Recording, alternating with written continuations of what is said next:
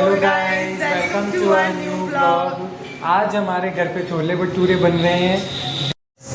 ये देखिए गाइस, हमारे घर पे छोले भटूरे और रायता कितने टेस्टी लग रहे हैं खाने में, जो हमारी मम्मियों ने बनाए हैं। तो गाइस, ये है हमारी मम्मियाँ जिन्होंने स्वादिष्ट छोले भटूरे बनाए हैं। ये बहुत बढ़िया बनाते हैं छोले भटूरे।